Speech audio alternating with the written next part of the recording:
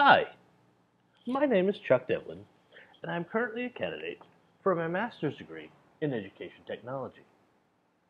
The portfolio I'd like to review with you today is actually the second I have recently created.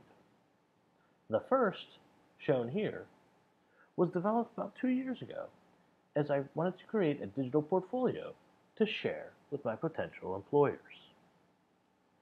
Allow me to take a few minutes to introduce myself. I'm a certified school counselor who earned my master's degree from the University of Pittsburgh about 15 years ago. Prior to graduation, I attended a job fair and was offered employee at Philadelphia City Schools, Baltimore City Schools, and the Hawaii Department of Education. I called my parents, packed a bag, and flew off to the islands.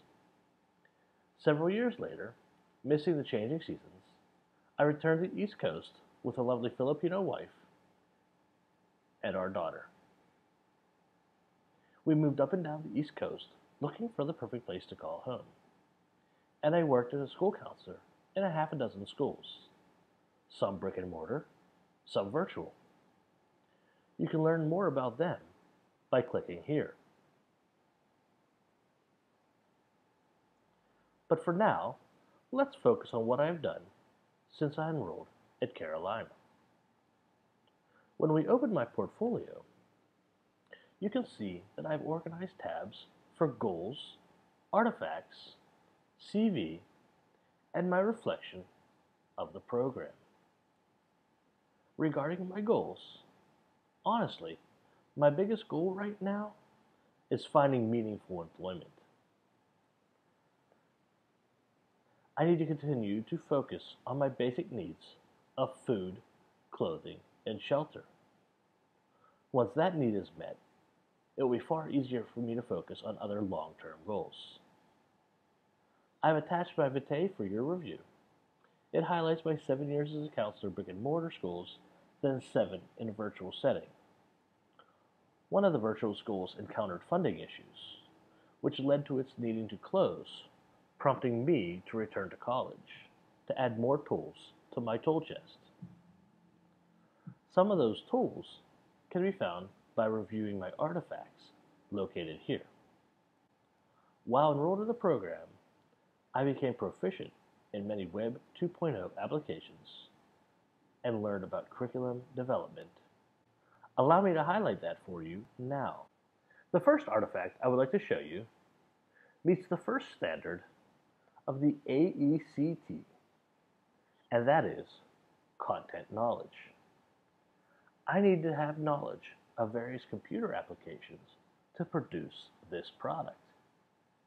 I created it using Microsoft PowerPoint, then recorded it using a screen capture program called Camtasia. Finally, I uploaded the video to my YouTube channel and attached a link to the finished product on my personal webpage in order to showcase it to potential employers.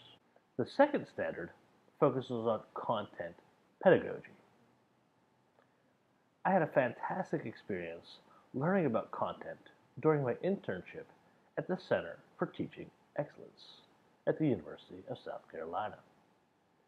My second artifact is a PowerPoint addressing this and other things I learned at my internship. I spent a great deal of time studying the Quality Matters rubric, which was developed to ensure quality and accessible course content in online courses. One of the courses I was able to thoroughly evaluate using the Quality Matters rubric was one I had created while working as a graduate assistant with Dr. Simon Hudson at the School of Hospitality and Tourism at USC. Applying Dr. Hudson's content, I was able to focus on learning environment, which is standard 3. If we take a moment to review my second artifact, we are able to see parts of the component created within Blackboard. This experience was a true learning experience, as I was able to apply what I had been learning about ADDIE, course accessibility, and copyright in a real-world setting. Dr. Hudson uses many videos to show customer service in action. To highlight poor customer service, he uses a portion of the Soup Nazi episode of Seinfeld. I was unable to find that video with closed captioning, and when I tried captioning it myself, I received a warning letter from NBC Universal regarding a violation of copyright. I met with a copyright specialist from USC, and together we realized we had entered uncharted territory.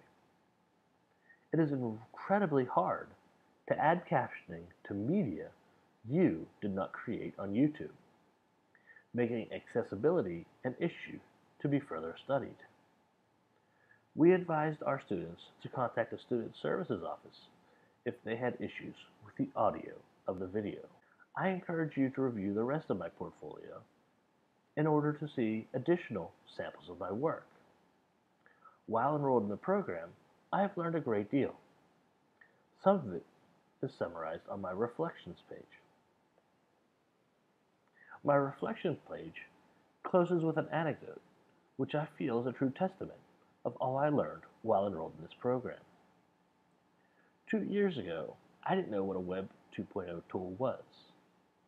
2 weeks ago, I met with a graduate assistant to show her how to create an online course within Blackboard and incorporate many Web 2.0 tools into her lessons.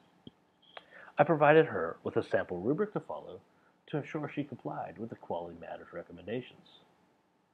I felt a great deal of pride knowing that I had transformed from student to teacher. Thank you for your time.